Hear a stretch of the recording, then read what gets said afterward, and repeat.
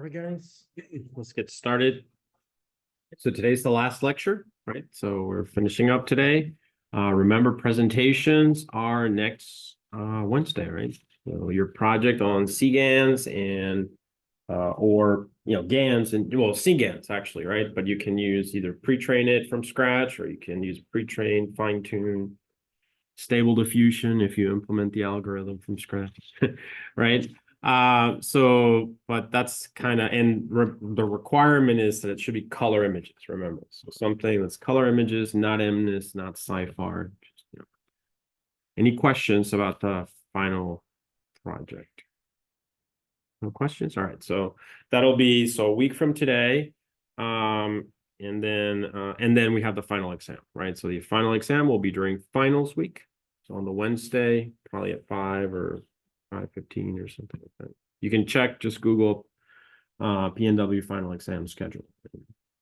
And then look for the time, like Wednesday at 5 p.m. and then it'll tell you. But I assume it's Wednesday. Questions? Oh, actually, I remember now. Grad classes that only meet once a week, then they have it at the exact same time. That's actually the rule. You can check it out. We have the exam and the presentation, or just like No. So did I say that is a week from today? So the exam is during finals week. Oh. Yeah, and then the presentations are a week from today. Make sense? Yeah, so exam during finals week, and then presentation a week from today. Any other questions? Nope. All right, great. So today we're going to cover the last topic, which is we started ResNets, right? So it's almost like I started with like the top of transfer learning for images, and I'm working my way down, right? Today I'll kind of talk about all those models, the pre-trained CNNs, basically a little bit of history, which is always fun, right? So we'll start with LeNet, right? So Jan LeCun's model, and then we will work our way to ResNets, talk a little bit about what they are historically, kind of an idea here and there. I do have some PDFs for stable diffusion, but I will not cover that topic in this class. So you can read them though. It's a nice survey of how stable diffusion works. So I think I have 1 or 2 PDFs, and one is literature review survey. So you can take a look at that one. So that's, but I will cover today. And then we're going to implement the 2 things that I actually want to implement are basically the building block of a ResNet, which is the residual block.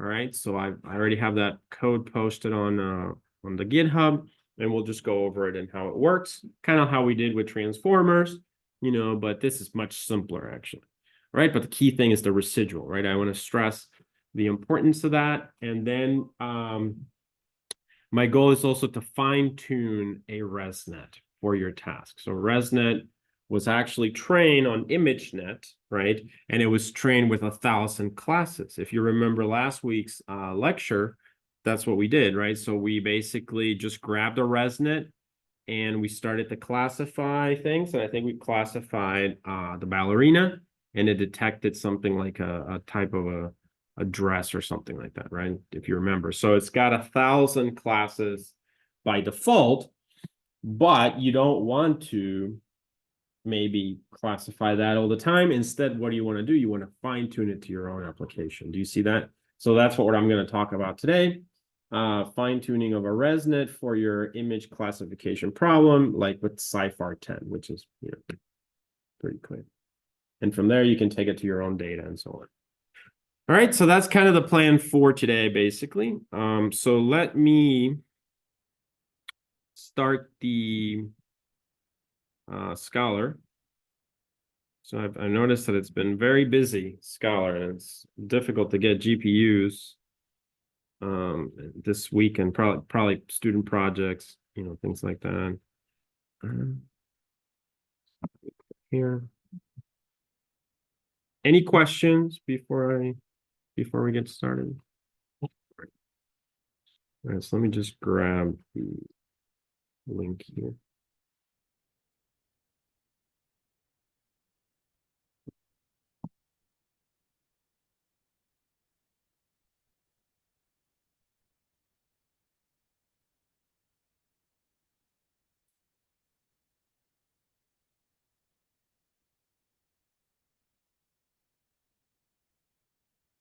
Okay.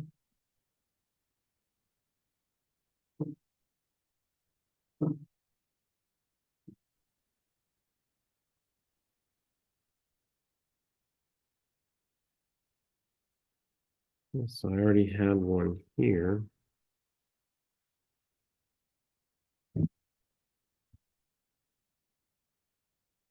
All right. Okay, so I'm going to grab this GPU. Okay. And it should be this one, fine-tune, ResNets, sorted, checkpoints, CIFAR. Okay, so this is the one that we're going to discuss today. So the code I'll post obviously on GitHub. I'm just going to run it right now because I didn't finish training it actually. The model that I was trying was the ResNet 34. And when I got to the end, it gave me a out of memory error on the GPU.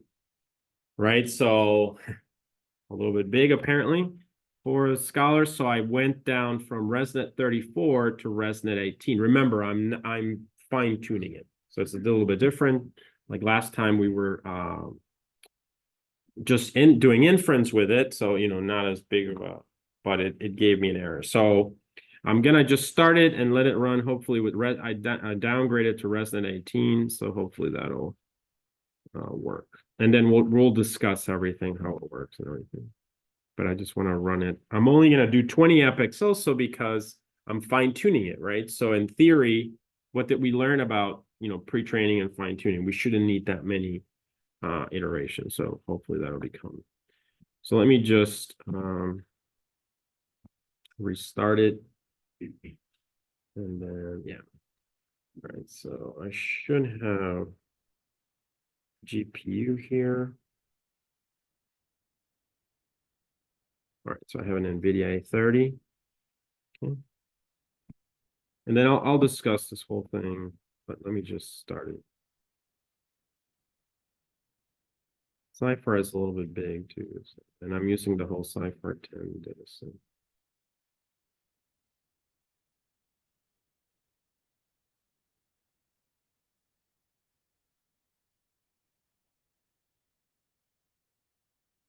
Okay, so I'll talk. That's actually the ResNet right there. That's it, but I'll talk about it. It's a pretty straightforward. I'm using Torch Vision, just like pretty much what we did last Wednesday, sorry. And I'm just picking up from there. So if you missed class or something, just refer back to that video. You can take a look. Actually, let me do 20 epochs here. 20 epochs. See, this is the Torch Vision model, so it'll print them eventually.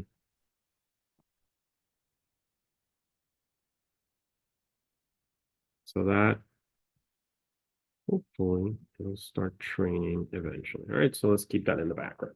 Okay, so we'll come back to that. So as I said, as far as code, I really just have two ideas today. Doing this one, which is fine-tuning a ResNet from Torch Vision, and then actually implementing from scratch the residual block. Okay, so you guys can help me out with that. But which is also on this Jupyter, so it's right there. And we can just take out the ResNet, put in our residual block, and so on. So it's definitely something that I want to, I've stressed it many times in the class, right? It's that X plus and then the previous thing. And so we'll take a look at that one. All right. Did this error out? No, it's running, right? Yeah, okay, good. Okay, there we go. So 62, good. So let's leave it doing it. So last week, so I'll start with a little bit of history today.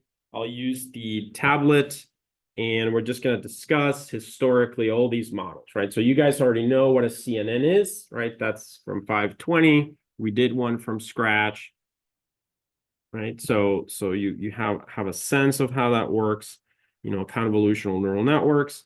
And then here I'm just basically, going to go over the evolution of those and how transfer learning, became a big part of it. And we've, my goal has been, we've used fast AI transformers, but you can also use the Torch models from Torch Vision, for instance, that we have used in the past. Okay, so there are several ResNets.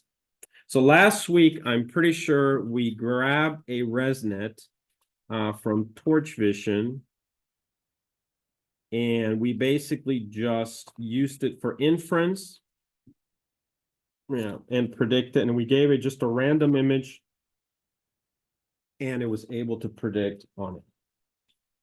So we've done inference. So today, as I said, we're going to move on to fine-tuning, and also in theory, pre-training a ResNet, your own ResNet from scratch, okay? So I'll give you like the very basic building block for that. All right, so let me now, but before that, I want to go over the history of this, and so you can see the different architectures. So I need to switch to the whiteboard here.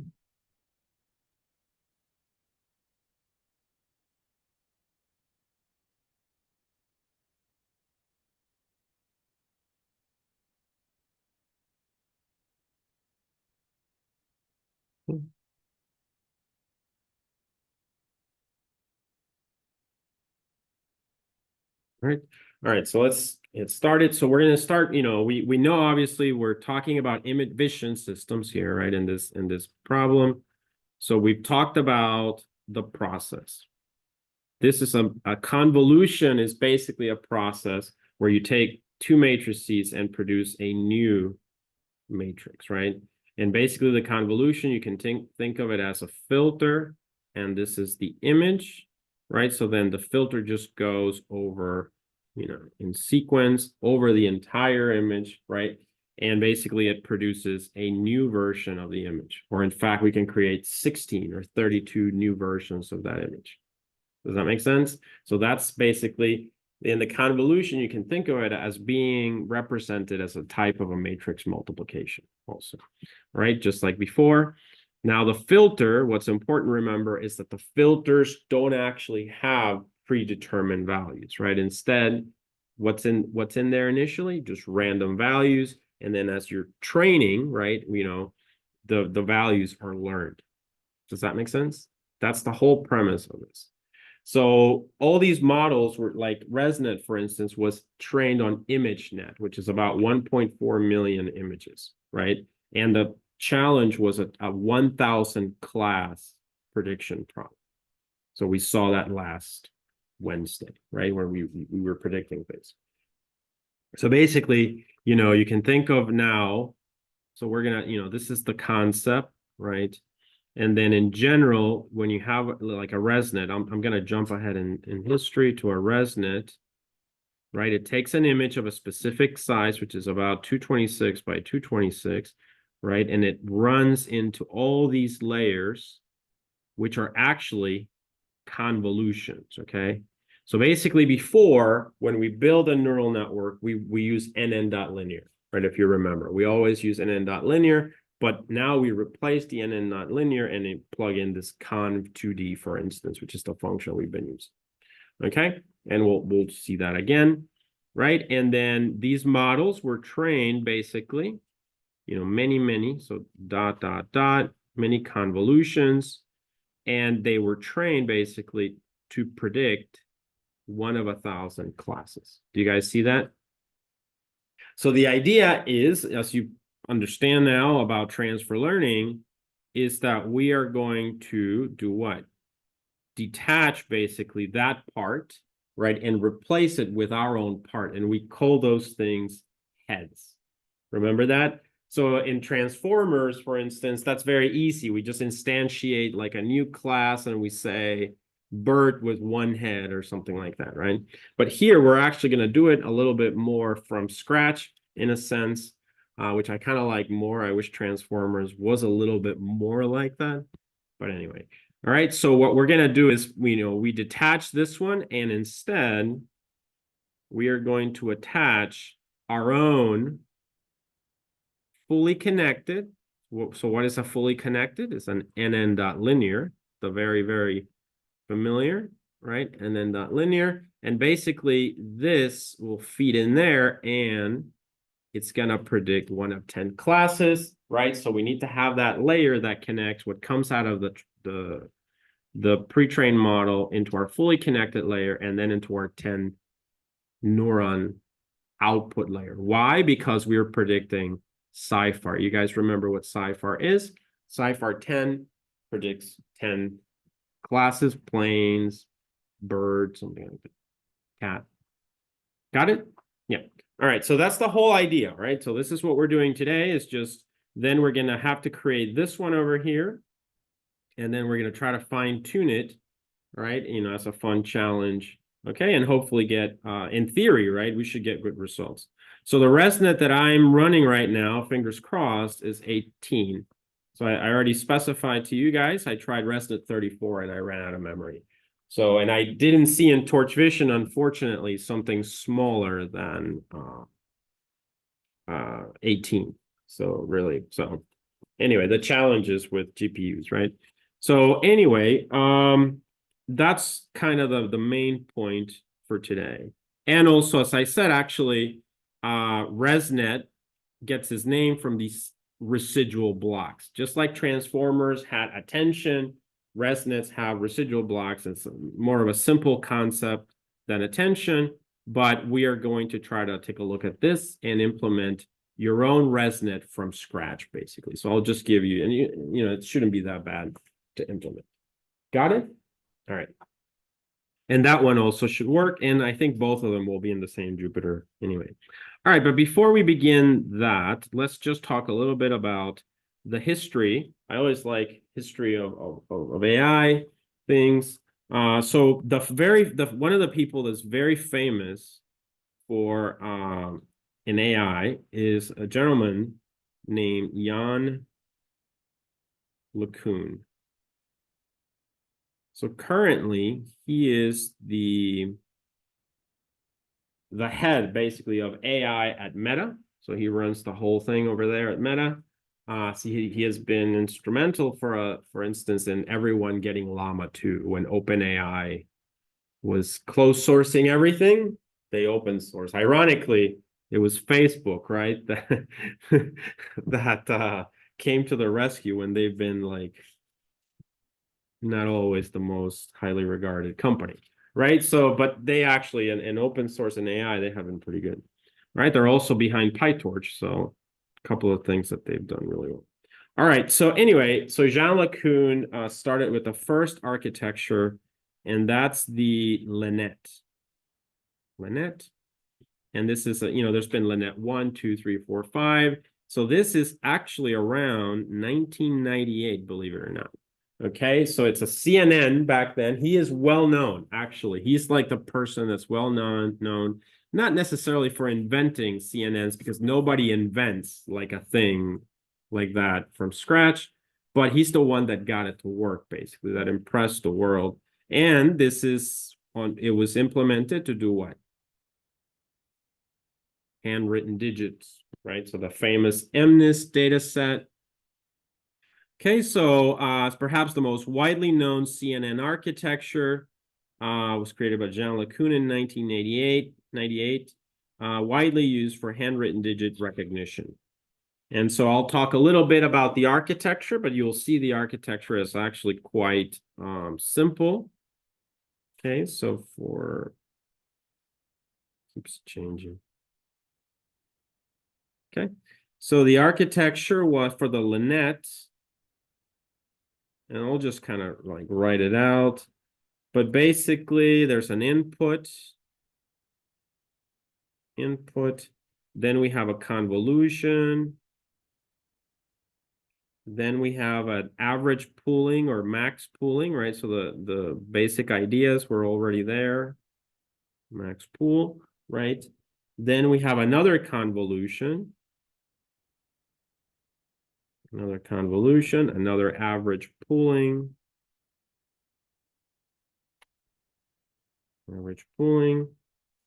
and then there was another convolution. And finally, the fully connected layers. Apparently, there's two fully connected layers. So the nn.linear, right? So basically, this is nn.conv 2D, right?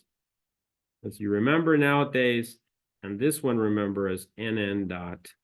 linear, our very famous NN dot linear that is the y equals wx plus b. Make sense? And then, of course, the average pooling or max pooling is just some other function in there. And then this predicted the handwritten digits. Oh, sorry. So this should be like that. So the architecture would be for the 10 classes for the 10 handwritten digits. Does that make sense? So you guys have actually implemented CNNs like this, right? If you've taken 520, you did that then. And so it's pretty straightforward. Any questions? So just, a little bit of history there. I may ask some of these questions on the exam, like contrast, things like that, the evolution. What's the next one? Who can tell me what's the next important one in the history of these models? The next one is AlexNet, which I think I've talked about it. That's the next big one. That's in 2012, right? You guys probably should always remember that. That's the famous event that changed everything, basically. GPUs, Jean LeCun probably didn't have GPUs, I don't know, in 1998. I know NVIDIA made the GPUs available in 2007, right? That was a big thing. And then in 2012, AlexNet came around, was trained on GPUs. So AlexNet's also a CNN architecture. It won the 2012 ImageNet challenge. So it's called the ILS VRC. All right, so that's the very famous event where Google, Meta, and all those companies noticed, right? Before that, they were not, they were probably just doing, not neural networks and things like that. So AlexNet is a CNN as well, not really for transfer learning is still not exactly a thing. It achieved, and so this, I always mention this metric, but I never remember. It achieved an error rate of 17%. That's what AlexNet achieved. While the second best achieved 26. Think about that, right? It's like two ways of viewing that. First of all, it seems not that much, but also in machine learning, it seems huge, right? So in machine learning, everyone always gets about the same value if they've done like a really good job. There's like a ceiling. And for them to jump from an error of 26 to an error of 17 in machine learning, it's a big, people are going to ask, how did you do that? That's like, it started to predict birds really well, cats really well. So that is actually important in machine learning. But if we think about it in general, it seems like very trivial, right? That little thing sparked this whole AI history that we're living until today. Do you see that? So that little event. Anyway, so that's really important. So of course, probably F1 measure. No, it's error rate, actually, error rate. So it was developed by the name AlexNet because it was developed by Alek Krzyzewski, okay? And that's where the name comes from. Also, Ilya Sutsketer, who I think I've mentioned many times, is a very, very important person in AI. I mean, basically the brains behind OpenAI and ChatGPT. And then Geoffrey Hinton, of course, the famous professor. They were both students of his at the University of Toronto around 2012. It's similar to LeNet, only much larger and deeper. And even today, the models are just larger, deeper, have more data, more computing power. That has not really changed, except you do get little tricks here and there. Remember, I'll ask a question on the exam about residuals. It's almost guaranteed, right? So you got to understand that concept really well. So basically, AlexNet was only much larger and deeper. Definitely, they knew how to code this in GPUs, and that's why they were in high demand, because not many people had those skills back then. Today, the skills that are in high demand are what? Being able to train a model on 1,000 GPUs in a distributed environment. That's the skill today that not that many people have. It's not easy. All right.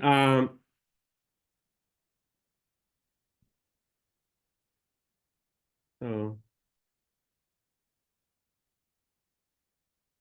it was the first to stack convolutional layers directly on top of one another instead of stacking a pooling layer on top of each convolutional layer. So you can see it's minor little differences, right? Like trivial almost. So skipping the average pooling. So they did something like this. I won't draw the whole thing, but you know, AlexNet has an input layer. Then it's got a convolutional layer, some kind of a max pooling layer, right? And it does that several times, and then it actually just has several convolutions. Okay, convolutions like that, a max pooling layer, and I'm skipping layers here. And then in the end, always fully connected. So this one had 3 fully connected layers. You know, for this one, that one, and so on. Do you see that? That's it. You know, it's like add more layers, a few tricks here and there. And then, of course, I'm skipping things like this. It's got activations, of course, relu activations. So this one, LeNet had tan-H, actually. You guys remember that activation, right? That's the one that gives you values from -1 to +1. We've talked about that activation. So that's LeCun's. This one had relu activations, basically, and ended with a softmax. Okay. They also applied dropout, which you guys have heard of, right? And a dropout, remember, is considered a regularization term. What is dropout? Some of the connections in the neural network, right? So, and they also did data augmentation. What is data augmentation? I think we did this in class. You like flip the image, you move it a little bit, you know, so they did that, all right? Little things, right? Little things, just incremental things. Really, honestly, like the transformer was the first big leap. Because remember, there are nowadays vision transformers. So even though I didn't get to cover that in this class, be aware of that. So you can use transformers for vision. They're called VITs. Actually, it's in the code I showed you last Wednesday when we ran what's available in Torch Vision. There was a vision transformer available. So go play with it. Right, so that's there. All right. All right. So then I'm gonna skip some of these. Did someone have a question? No.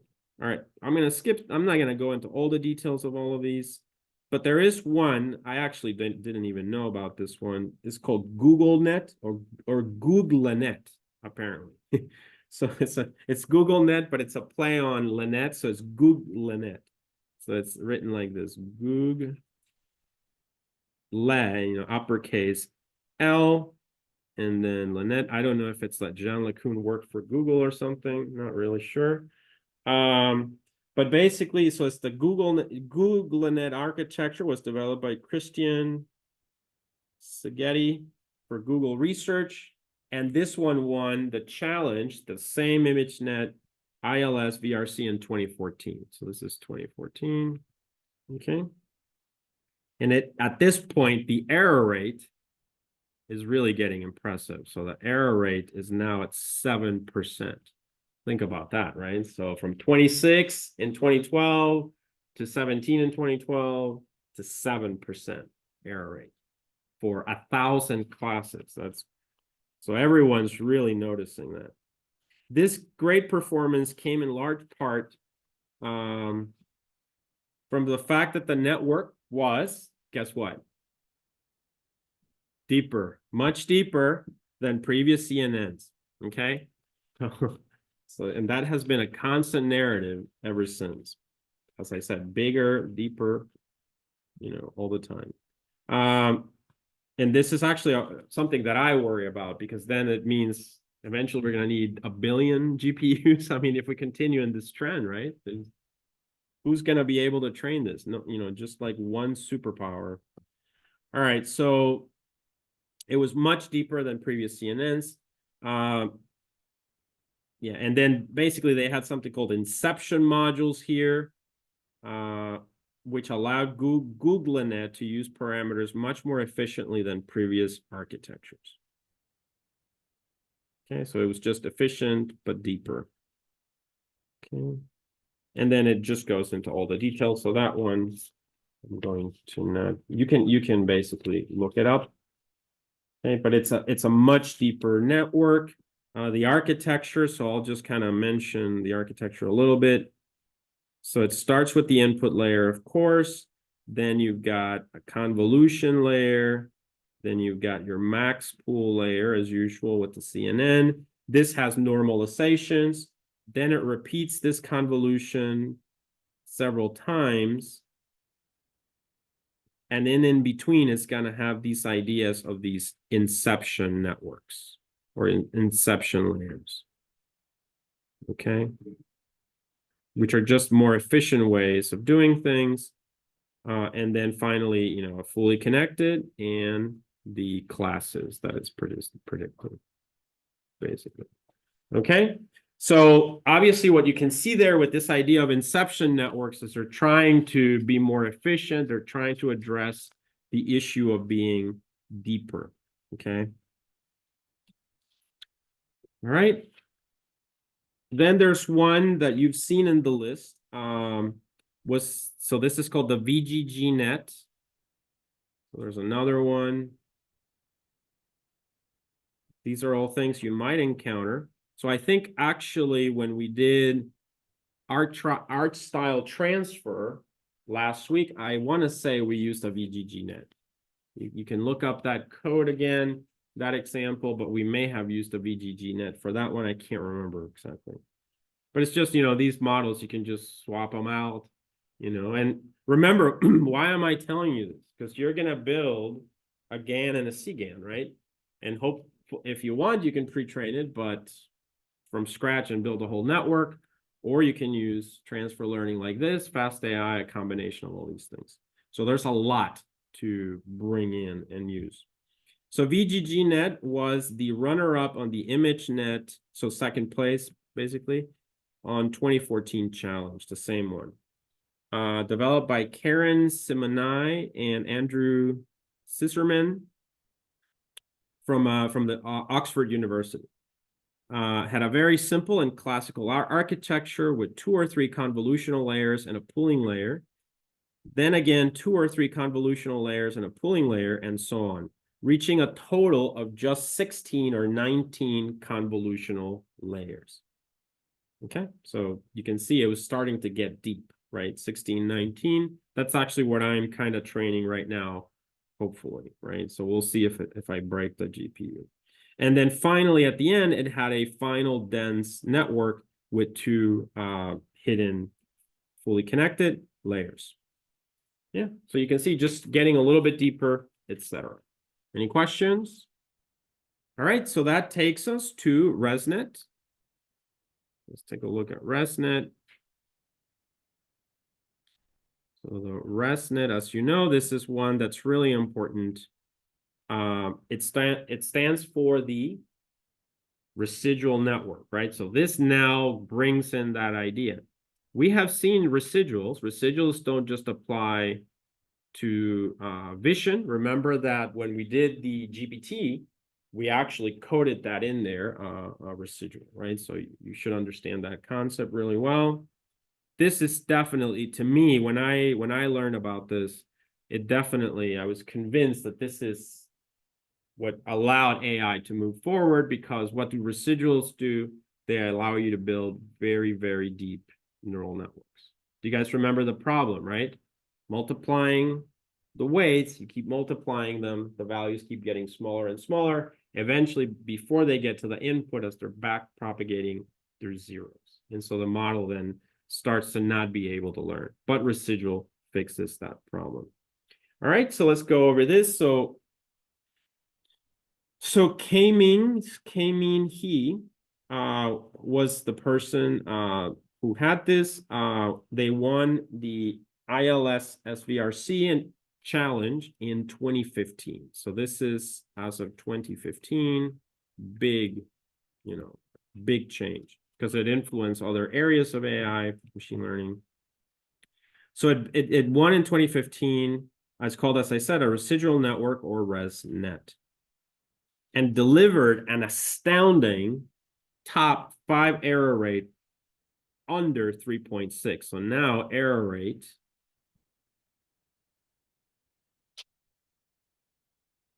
all right, 3.6 or less.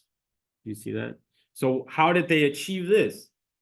Deeper, more training, more data, more computing power, but they needed to solve the depth issue, and they solved it through residuals. The winning variant used an extremely deep CNN. Okay, so the winning variant used an extremely deep CNN composed of, guess, 152 layers. Right, 152 layers was the ResNet that won the competition, and this is actually almost 10 years old at this point. Think about that, how quickly things happen, right? To me, it feels like just happened. It's 10 years ago. All right, so there are other variants, as I showed you, 34, 50, 101, the 18 that I'm crossing my fingers works. It confirmed the general trend. Here it is again, and it hasn't changed since then. Models are getting deeper and deeper with fewer and fewer parameters, so they're efficient. And the key to being able to train such deep network is to use skip connections, right? Or and residuals, the residualism. So basically, the way to state this in words is the signal feeding into a layer is also added to the output of a layer located a bit higher on the stack, right? And it comes like that. So I'll do the drawing here. So basically, you have the residual. Oops, sorry. Let's go to a new one. So ResNet here, or the residual idea. So this is the residual idea, and you have a network such as this. Simple input, layer 1, layer 2, and then you have like the output over here, output. So obviously, as what, hopefully by now what you've learned is, as you go from one layer to another layer in a neural network, you do a transformation of some kind. Hence the name transformers, right? That's what that means. It's just a bunch of transformations. But that, matrix multiplications is also the transformation. And these matrix multiplications, as they get really deep, the weights become basically close to 0. So the solution, just like in this scenario, is basically, do you guys see that? That's basically it. So like the input goes in, gets transformed, but also added at the very end. No, sorry, it's like, what is it? It's like the output of X, right, is output plus X, something like that. Or no, F, let's say it, right? That captures the idea. So the final output, so you got your X, it goes through some processing, the function layers, but you still add that original input in. Got it? Makes sense? So we've looked at this idea before. Okay. All right, so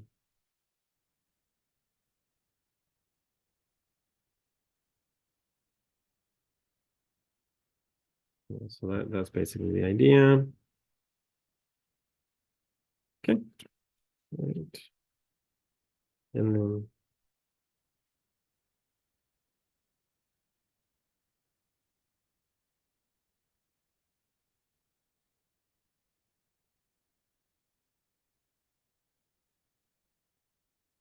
so there's a little bit more there, but all right, so that's kind of the intuition here. And then as far as the ResNet in general, the architecture, It's not really much different than the other ones.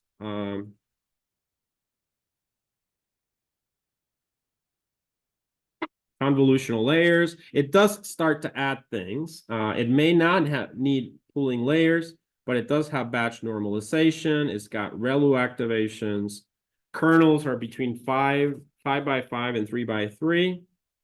So it's basically a convolution, a max pool, and very deep, repeating that very deeply until it gets to a fully connected. Yeah, so we can actually write it out here.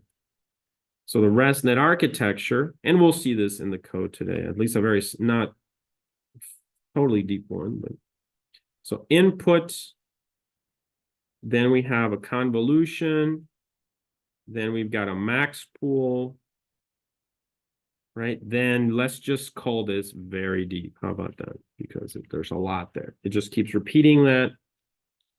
And then finally, a fully connected and your class, whatever it is that you're predicting. Okay. But as I said, there's like 100, it can be 152, 34, 18, various layers. And keep in mind that the convolutions, so when you have, so one key thing, if you like zoom in, let's say you zoom, oh, sorry, it should be at the convolution level. If you zoom in, there's going to be these residual blocks in there. Okay. And basically what they do is, imagine we have like the input going in. This is a convolution, but it's, and it comes out, right? But it's got to do something like that, the skip connection. You guys see that? So this is pretty important. So that's one of the things that we're going to code today, as I said, is the residual block. All right, so then, yeah, after that, there's inception or exception models. So you've seen those in the code or in the Torch Vision last week. I haven't really gone into those, but so inception V3 is a good one. Apparently, there's an exception one.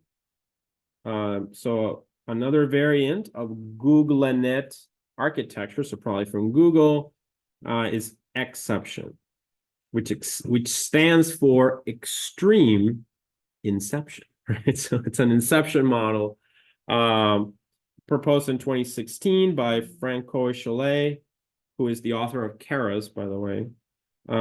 It significantly outperformed inception V3 models on a huge task, 350 million images and 17,000 classes. So you can see basically then at this point, the data sets are getting astronomical, and the class 17,000 classes is a lot. But basically, it just uses the ideas of ResNets, and it gets rid of those inception modules, basically. Okay. All right, so and that's kind of it. So just a little bit of history that I really wanted to go over, kind of motivate. They just keep, here and there, there's innovation, but basically they just get deeper. Any questions? All right, great. So now that we talked a little bit about that, let's go over the two basically code examples that I wanted to provide. Hopefully the model finished training. So I'm going to go ahead and close the whiteboard. I don't think I need it anymore. So now we're going to go to here, and we're going to come back to, okay, let's see. I probably should keep, I still have 31 minutes. Okay, good. All right, so it trained 62, 06, 00, 32, and 05. So remember, I'm fine-tuning the model, not retraining it, right, from scratch. I'm going to go ahead and run this part. I'm going to comment this. So I think it'll error out. Cross your fingers, because I actually haven't looked at this result. This is Cypher 10. Gave me an error. Out of memory. CUDA out of memory. So we got to make this. I haven't had this issue before. So I've never had this issue, like running fast AI or anything. So the model is just too big. So I'll show you guys. So what I'm doing, and maybe you guys can spot a way. I may just get a new GPU as well, maybe one of those V100 ones. Where is it? So really all of this is the one from scratch. This works fine, but it's this. This little function is what's breaking currently. So what I'm doing, if you notice, is just like we did last week, from Torch Vision models, I'm grabbing a ResNet, a pre-trained ResNet, basically. And I'm calling it ResNet.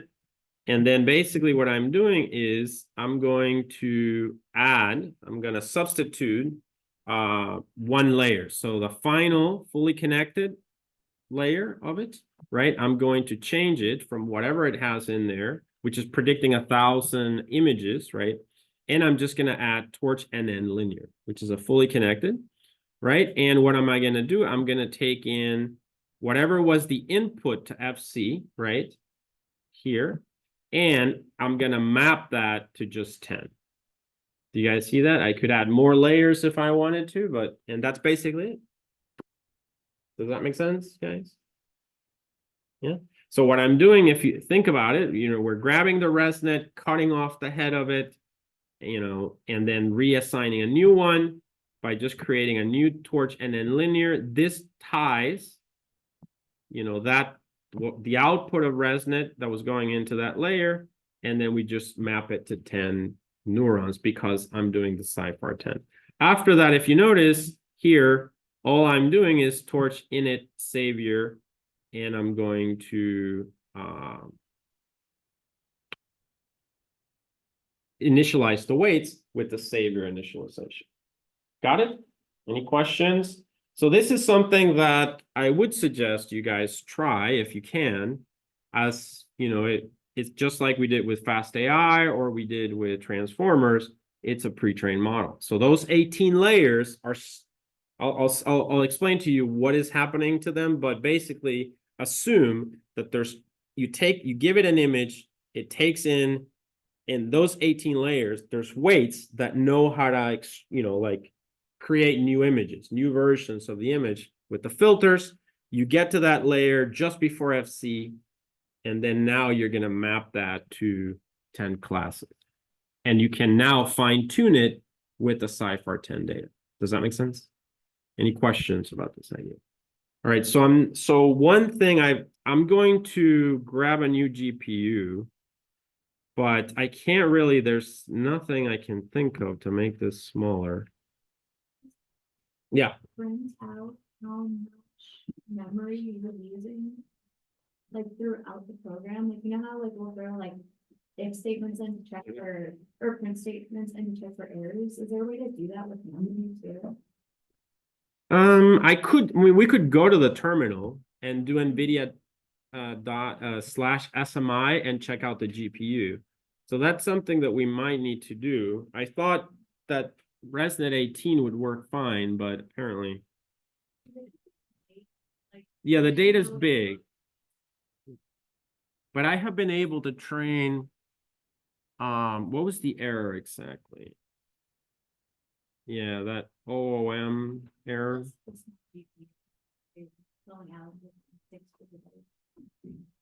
Yeah. So what does it say? It says, oh wait, sorry. It says, where did it error out? So in the testing loop, when it called a model, yeah, I just didn't like it. This I don't know. It said CUDA out of memory, try to allocate 29 gigs, GPU, a total of 23. What I used to do with these kinds of things is I would go to the GPU, kill it, kill something of it and then run it, and I was able to run it. But so maybe if I train it, and then once I finish training, go to the GPU, kill something of it, and then run the inference, because this is the running the model in the test set.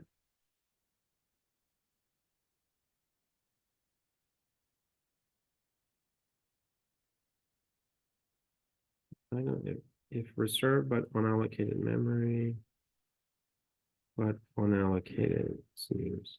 Yeah, so what I used to do with this kind of thing is, if we do have 31 minutes, is I would go to this Scholar, but I've never had an error like this on inference. NVIDIA SMI is the command. Oop, what? Okay.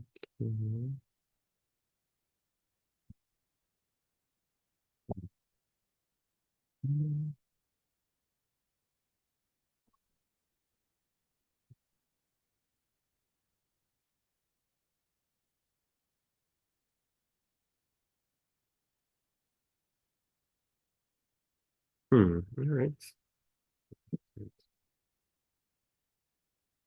Will it run here?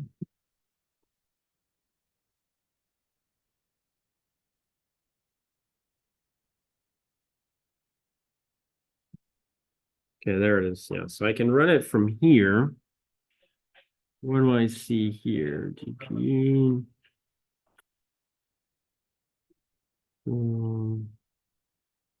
It's Python 3. See, this thing is grabbing a lot of memory there.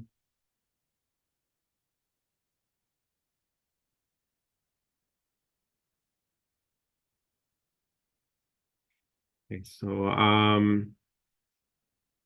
I have a checkpoint, right? So maybe I can just grab the advantage of checkpoints. I've got this checkpoint.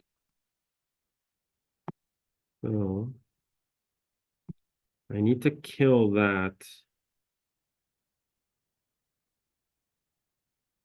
This is the PID, right? So PID, I wonder if this is just going to kill the whole thing. What is it? Kill -9 13925. Nope. Oh, exclamation. Okay. Just thinking. Yeah, I just killed it, basically. All right, so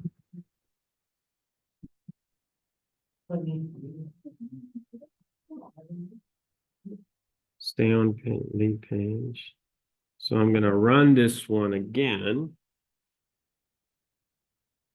I'm just trying to free up some memory and see if I can't run from the checkpoint. So NVIDIA SMI. Okay. All right, so use no PID. I should have more memory. No? Opinions? All right. All right. Huh? Theoretically, right? So now then, the checkpoint should be, where is it?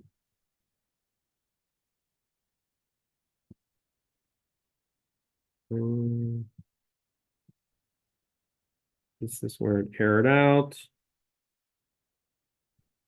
Yeah, so I need to grab this checkpoint and load it.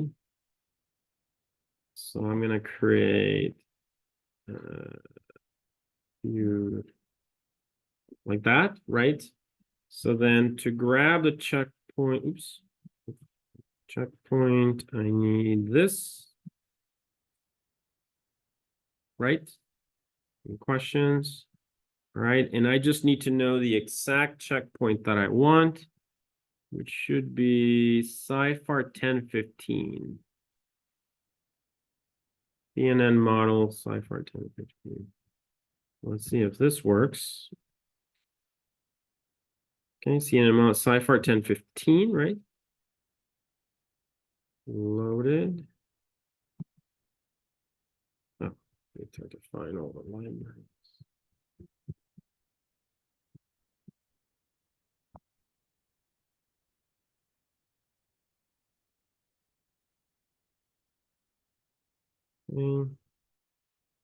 I'll define everything.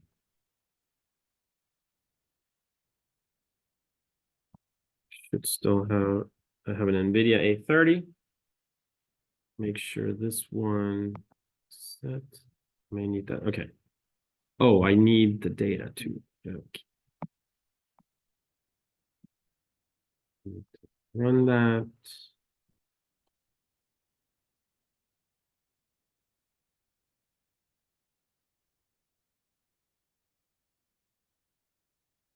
Just need to make sure I don't train.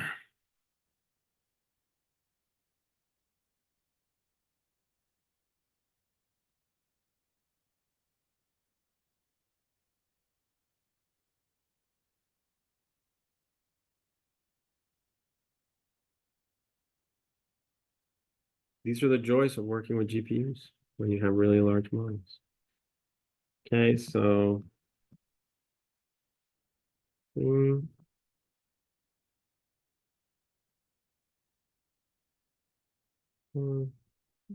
this is the test set. Still going.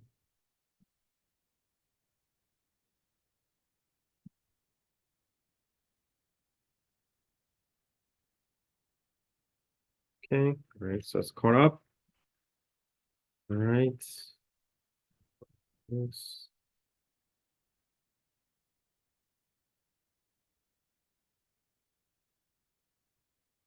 Create the data loaders. All right, so I think, yeah, here it starts with the architecture, so I don't need to, I think, mess with any of it. All right, so then now,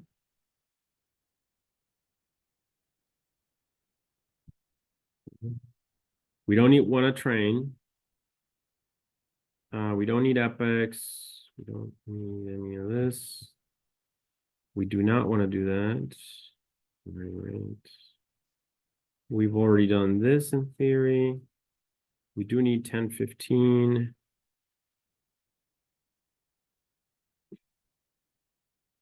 Right? So we should be caught up, hopefully. Okay, so I loaded 1015 from checkpoint, right? That's hopefully a working model. And I just want to evaluate it here. So I'm going to give it model 2. Just make sure here. Yeah, so that should be in theory. Okay, so I'm gonna do this one.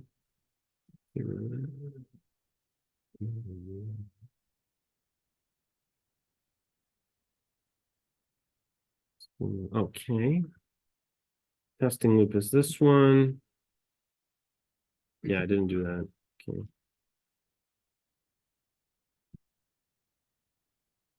Okay, loaded.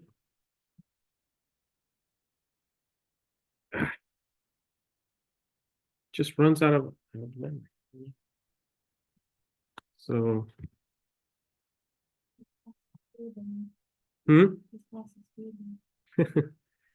see, it's loading, it's running out of memory. I don't know why. And I can't make the ResNets smaller, unfortunately. It's what I wanted to show you guys, but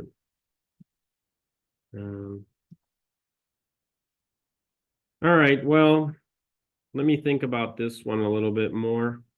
I will discuss it though to give you an idea, and I'll post a script of what I did, and hopefully it's just a GPU error. I know the residual block from scratch code does not break, but I will try to get a V100. Maybe those have more RAM. I'm not entirely sure.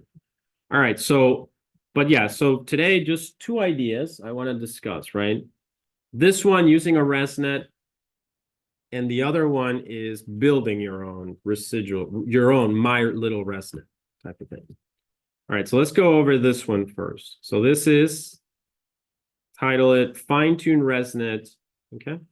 All right, so basically you've got, I'm using Cypher 10. So you got your libraries. You can get the data set from here if you want to replicate this on your own, right? So you can get the data set from there, and then a few useful links.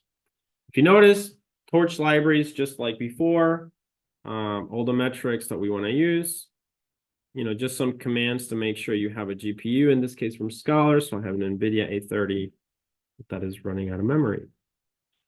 Then, of course, we're going to train on the GPU. So you need to select your Torch CUDA device, right? So Torch device is CUDA in this case. So the way that I did this is I went to that link, right? And that person just has a zip folder called images, I think, and it's got a train and a test set. So I downloaded that, loaded it on Scholar, unzipped it, and made it available. Actually, I moved it though to Scratch Scholar instead of the actual desktop because it just fills up really quickly. Whereas in Scratch, I have 1 terabyte of memory. So that's where I did it. Okay. And then my checkpoints are also being saved on Scholar as well. I've got my train data. So basically, I'm loading the data from Scholar, right? So basically, it's for loop, for folder in list of, all the folders for raw data train. So there's a raw data train and a raw data test.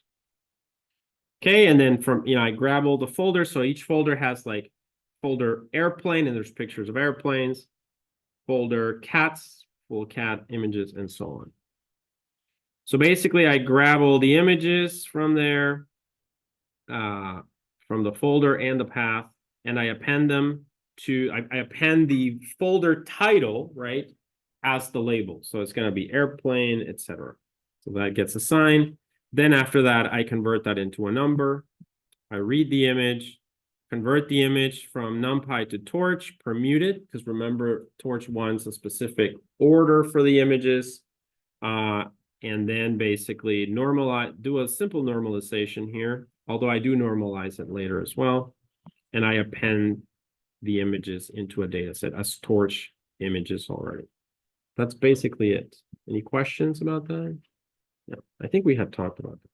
All right, so there are 10 labels, 50,000 images in the train set. That's what an image looks like. So it's 3 by 32 by 32. Then I just stack them as a Torch tensor. You can save them if you want to the hard drive. There is basically 50 by 3 by 32 by 32. One single tensor that you can use. I don't think this is what's...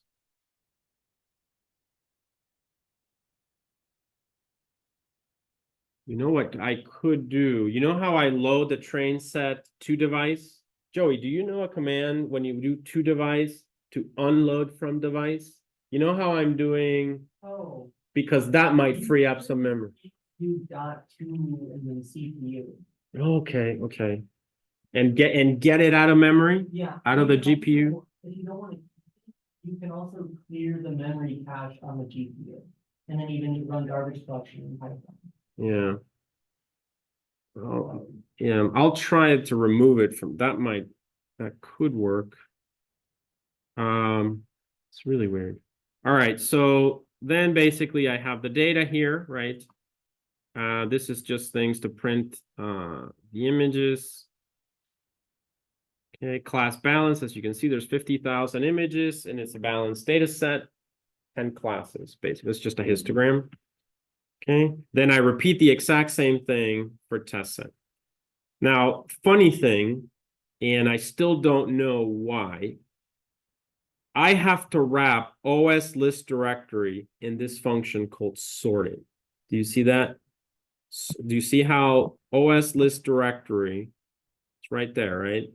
And I have to wrap it in sorted every time I do this command. Otherwise, the model does not learn. I still don't know why. Maybe it's something to do with like Scholar having a different file system or something. Still trying to work that out. But if you guys end up using this code, keep that in mind, okay? That you will have to do this basically. You just, every time you use OS list, wrap it in a sorted function. I don't know if that's changing the format of things, but the model just didn't learn without it. So it took a long time to figure this out. All right, so basically here then, and if you guys know, let me know. I'd like to know what's going on. All right, so anyway, but it does work. Like with the other models, it works fine. All right, so then we have our test set, histogram again, 1,000 per class, that would be 10,000 each. Okay. Right, and then I just convert the data from float to float 32. Normalization, so this is basically several transforms. This is a transform for normalization, given these values. A second normalization. If you want to, do things like center crop, etc., I provided this, although I'm actually not using that one. However, this one does need to be used, okay? Why? Because you have to reset the images to be 224 by 224. That's like, you have to live with that. So if you guys use ResNet for your CGAN, your images will need to be mapped to 224 by 224. Does that make sense? Yeah. Okay. Any questions about that? Yeah. All right. So basically applying 2 normalizations there. Okay. Create the data loaders. So you can see standard data loaders, same way they were done in 520. So a lot of that is similar. All right. So now we get to your leveraging a pre-trained ResNet from Torch Vision for your own program. So we fine-tune a ResNet 34 or 18, which was trained on ImageNet. You can use other models, and I'll show you the list in a second. But the purpose of the ResNet 34 is a good trade-off between training time and model accuracy. So that's why I was hoping it would work, but I don't know what the problem is. The model originally has 1,000 dimensional output layer, as we saw last week in the previous class. But our data set now only has 10 classes because it's CIFAR 10. So we can remove the output layer and define a new fully connected layer with just 1,000 neurons, one for each of the CIFAR 10 classes. The parameters of these neurons are initialized with the savior initializations. Just the weights are like, you could initialize them to 0s, 1 randomly, or savior is supposed to be a much better initialization. Make sense? Okay. So how do you do it in the code? Basically here you can see from Torch Vision models, ResNet, you grab the pre-trained model, you assign it to the word ResNet over here, and then you're going to say that this ResNet.fc is like that last mapping to the classes, right? So you're going to replace that one now with your own. So you just plug in Torch NN linear, right? You're creating that your own. And then you map from the output of the ResNet, which is in features, to the FC, right? All the way to the 10 classes, basically. Because remember, you're going to fine-tune for this problem. Okay? And then basically after that, you just take ResNet FC weights and you initialize it to savior.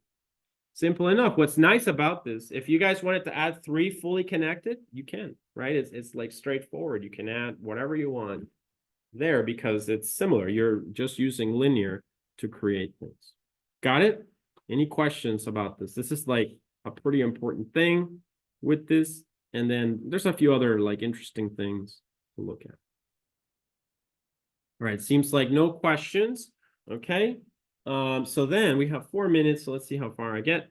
Then this part, residual block. So this, these 3 things I will cover in the second half of today. That's basically implementing your own ResNet from scratch. Okay, with residual blocks and everything. So that'll be basically the last topic for the semester. So we'll come back to that one.